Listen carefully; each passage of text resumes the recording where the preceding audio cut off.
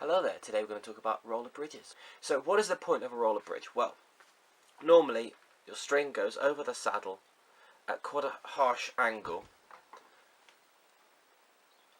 You see, there we go. It comes at quite a harsh angle over the bridge, and it goes through a little V, and it goes over the over the fretboard, etc. But sometimes you could argue the string gets caught in these little knobbles. They get in the little V cuts. They can wear over time. They can get little burrs, little sharp bits of metal that can cause the string to break. I don't normally have a problem with string breakage, but those are the reasons people use them. And when you bend, especially, it's possible that it gets caught in there. And a roller bridge, of course, is a little ball bearing, sort of a little bearing. Roller bridge is a little ball bearing there, you see, and the string goes over that, and it allows more of a flowing system from the end piece right up to the nut, and it means the string can't catch anywhere in between those 2 points.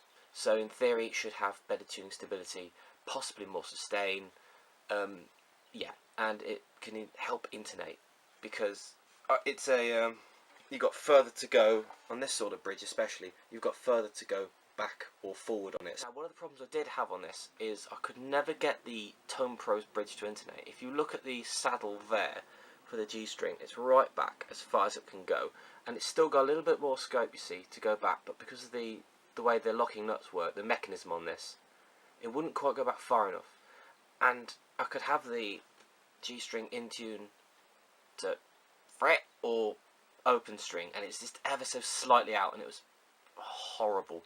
There's not a worse feeling in the world than your guitar being slightly out of tune. It's just, I feel like I'd be bent to the side. It's horrible.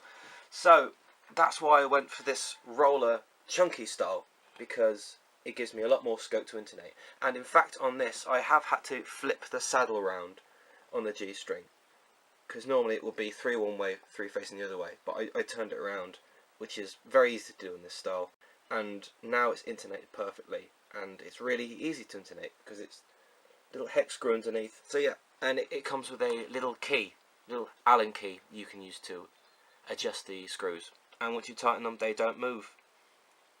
And I really like it. I really like how it's low profile, and the strings just pass over the top. There's no passing through a V. The strings sort of all part of one cohesive unit. Because what is an SG? It's a solid guitar. It's mahogany neck, mahogany body.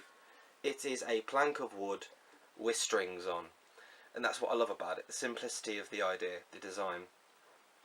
I like that it's not contoured like a Les Paul or Strat or anything. It's just boom, plank, and there you go. You've got the strings from the tailpiece, the bridge, and it goes all the way up to the nut, and it is a plank now.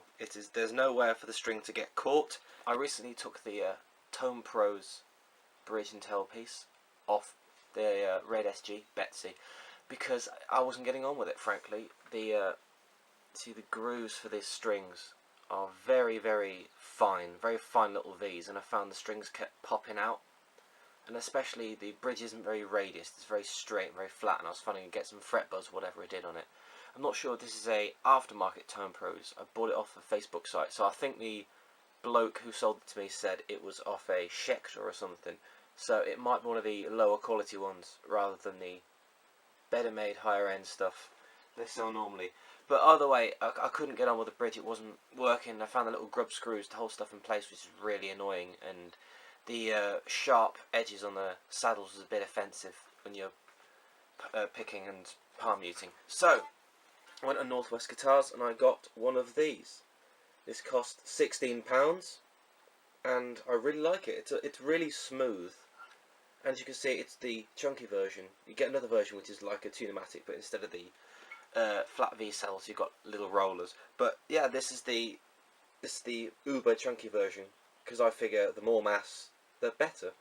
And it gives you a lot more scope to intonate this guitar, and I think it's already made a big difference. The strings feel a lot slinkier and a lot easier to bend already, and of course it lowers the break angle of the string over the bridge is a lot less harsh now, which should aid tuning. The only weird thing I've found when I fit in this is you see the 2 screws One's at the top, one's at the bottom. So if you see with the neck pickup, if I move it down, the string alignment's a little bit off on this side, which is a bit weird.